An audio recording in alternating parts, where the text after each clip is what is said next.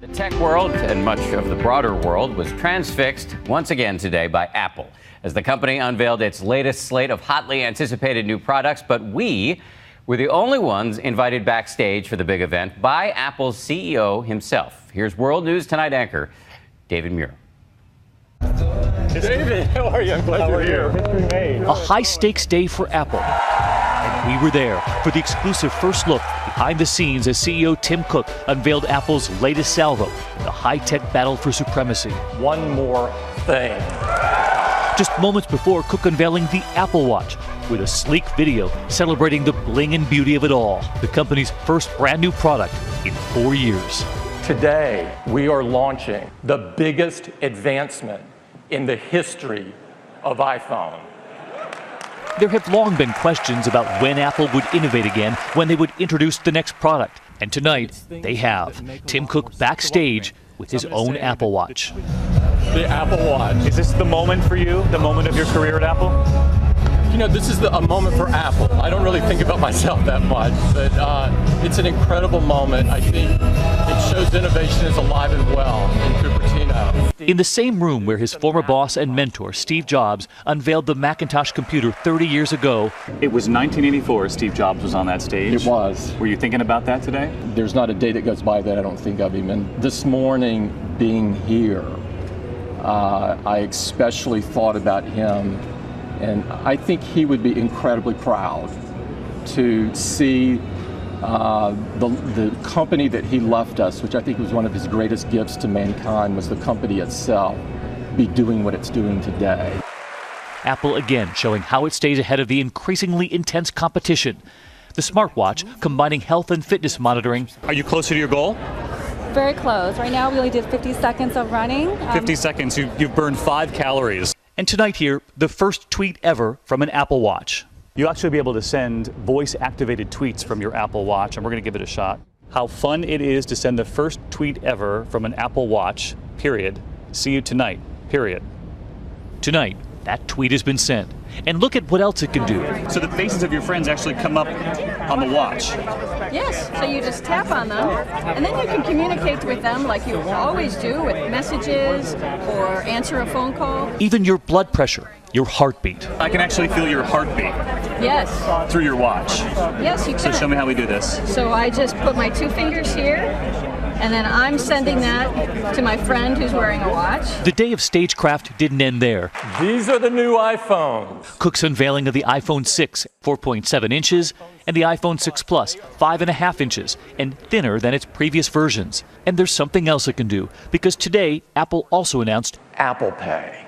you can hold your iPhone or your Apple Watch at the checkout. No credit card needed. It's interesting. I read the headlines going into today, and there were a lot of people who said Tim Cook is going to walk onto that stage and kill the credit card. Did you? I think that we put a dagger in it. But in an age where everything can be shared, intentionally or not, should we be worried about privacy?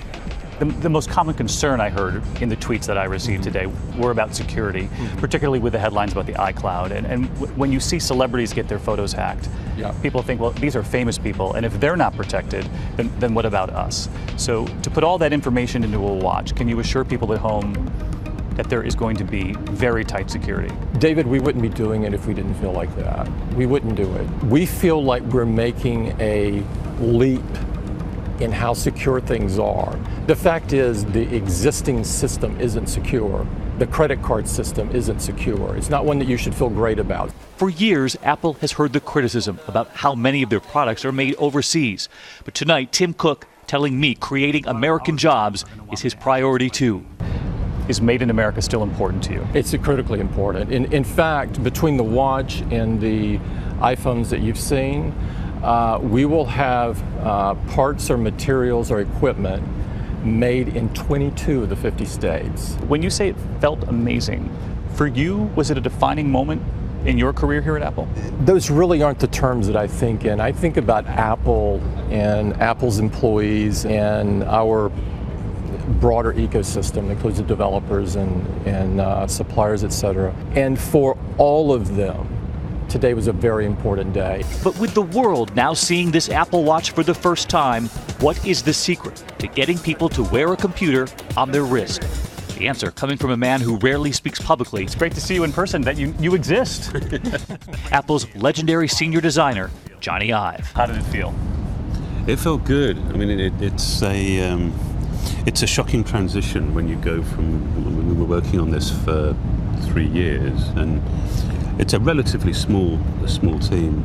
So it's a big transition from us, from working quietly together on something to then suddenly millions of people know what you're doing. That watch will have millions of design combinations. People say you have led the charge when it comes to making this watch something that people want to wear.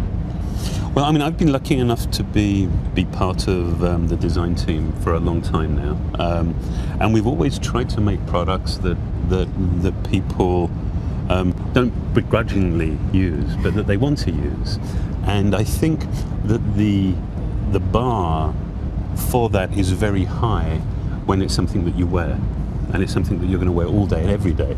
And so we worked extremely hard to make it an object that would be, one, it would be desirable, but it would also be personal, because we don't all want to wear the same watch.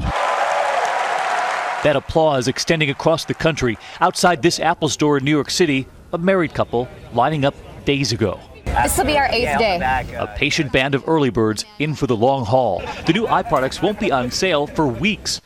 Hopefully we can get out of here sooner rather than later. Before the 19th? Yeah.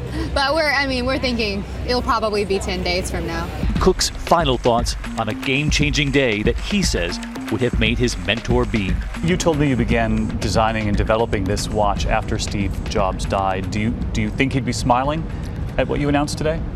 I think of him every day, and I miss him dearly. But today, I think he's smiling. For Nightline, I'm David Muir in Cupertino, California.